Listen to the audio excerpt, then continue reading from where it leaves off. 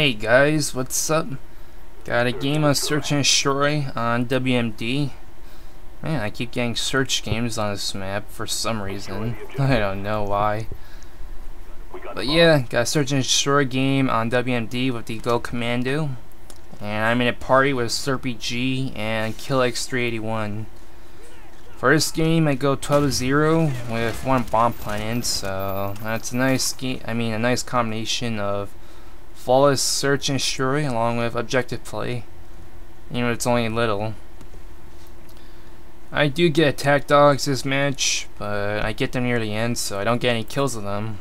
And for my 12th and final kill, I get it courtesy of my Blackbird, which allow me to beat Killstreaks to the last guy who was in the building next to the C flag on this map.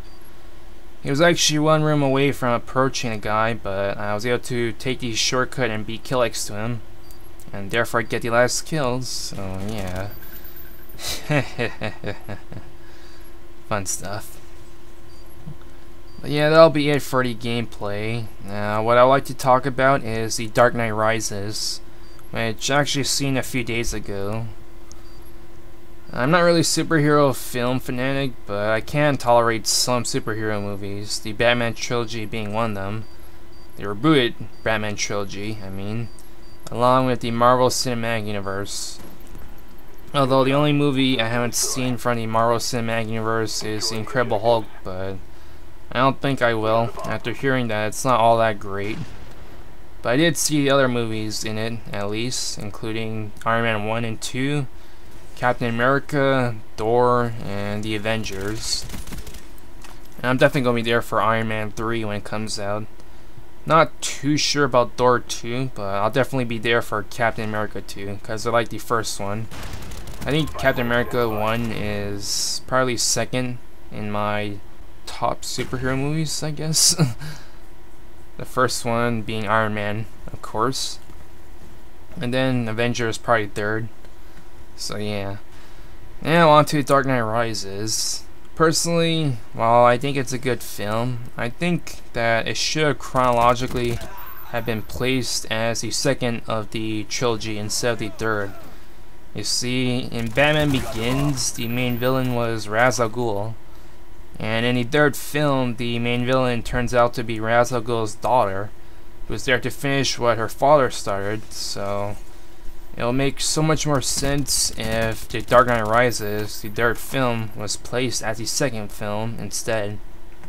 And then you can get a wonderful send-off for the trilogy with The Dark Knight and having the Joker as the main villain for The Dark Knight.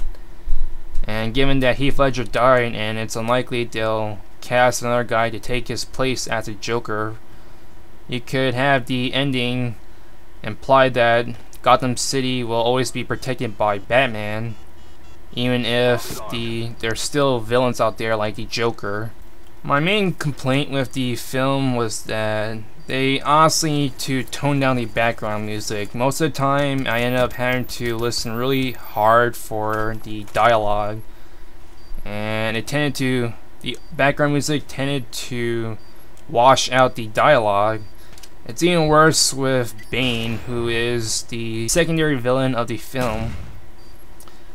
And the way he talks, some of his words are legible, but other times it's a bit muffled, and then it becomes problematic trying to listen to him. He's the main villain until near the end, and if you can't listen to what he's saying, then either the film director's fault for not bumping up the vocal volume of the dialogue, or it's his fault for not being able to pronounce words loud enough. And I will have to guess that it's the director's fault that some of the dialogue, especially spoken by Bane, was not legible.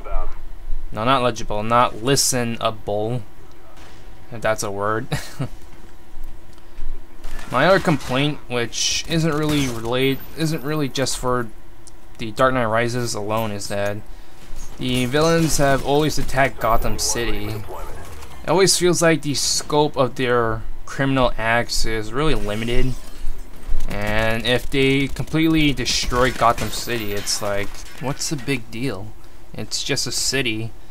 The villains have only attacked this one specific area, What if they succeeded? Are they going to focus on terrorizing the world? The Joker doesn't want that.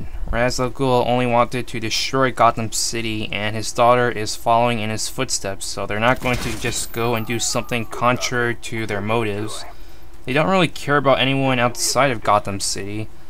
I mean, there's no denying that their schemes resulted in numerous deaths and casualties, but since they've only attacked Gotham City, the scope of their villainous acts never seems grand in the long run.